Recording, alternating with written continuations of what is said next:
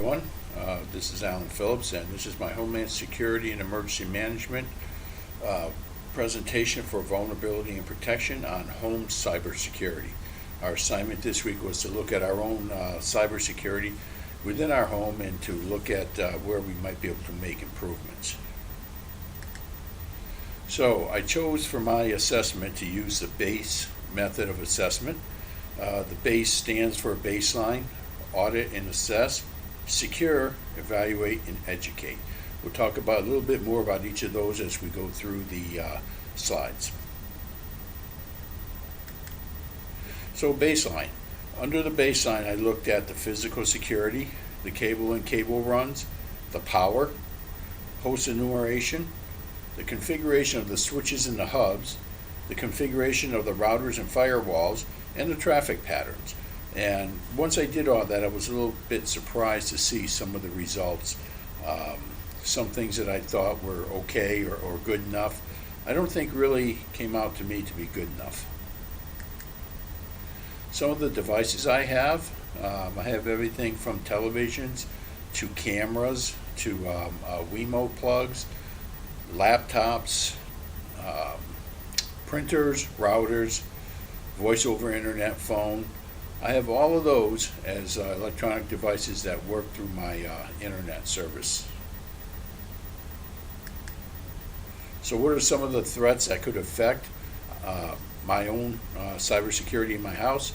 You have phishing threats, malware, botnets, ransomware, theft of money, theft of services, service denial, and identity theft. A thief no longer has to be present to get all this information. They can sit outside your house and fish for this information, or if your passwords aren't strong enough, they're very easy to figure out. So when I did an audit and assessment, it looked to me like the password changes currently are about every 6 months or so. Sometimes they're sooner, depending on if we believe there's a problem. Sometimes it may even be longer. Sometimes we don't change some of our passwords for about a year. The TV set is set for a child lock on there, but that doesn't mean that other people can't get into it. Other adults would be able to have access to it. I do have a backup generator in place that will take care of some of the power needs. I have an external hard drive for backup, although it's not used often enough. I have antivirus software that is not up to date. I do need to update my antivirus software. In addition, I need to look at the software and find a better one than what I'm using. I'm currently using Norton, but in my online checks, it looks like McAfee and a few others may even work better. Devices are not off when they're not in use. A lot of times our devices are left on. Some devices require multi-level access, which is good. Passwords are not difficult enough. They're usually a child's name or something like that to access into our systems. So how am I going to secure this? I'm going to look at to change my passwords on a bi-monthly basis. I'll use auto reminders set up to ping me every 60 days or so. I want to store my passwords. I want to write them down actually and store them in my safe so that we don't forget them because we'll be changing them with more frequency. I want to use phrases for my passwords instead of just my son's name or my daughter's name.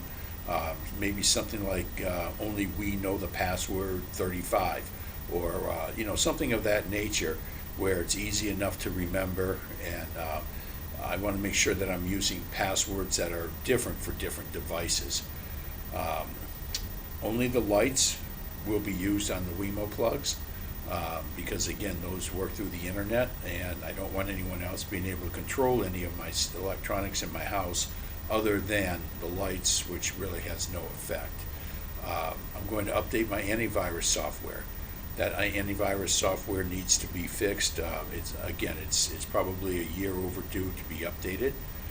You need to update the child lock password for the televisions, and I'm going to turn off any unused devices. I'm going to utilize multiple level passwords whenever available. Multiple level passwords are where you put in your passwords and then you get a text sent to your phone with another number, and you put in that number, and then you'll finally get access to your system. I'd like to be able to set that up on my laptop or some of my other devices within my home.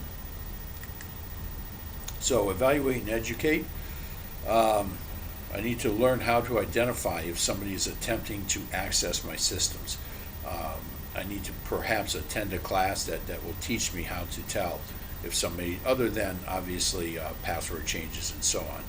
I need to educate my family on social media traps. My wife, kids are always on social media, and there's a lot of traps on there where passwords and things could be given out. I want to evaluate the best antivirus software and choose one that's going to work for my systems. And I need to monitor password changes. I need to make sure that I'm aware of what the password changes are if anybody else in my house changes a password.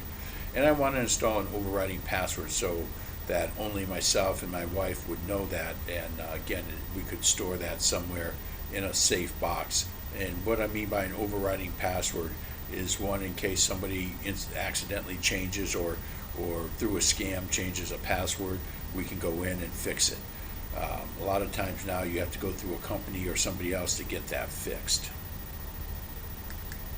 Here's a list of references that I used in looking at some of the items on the base methodology of checking on a cyber system. And of course, questions. I'm keeping this relatively short on purpose. Right now we're under a tornado threat, tornado warning, and a thunderstorm warning, severe thunderstorm.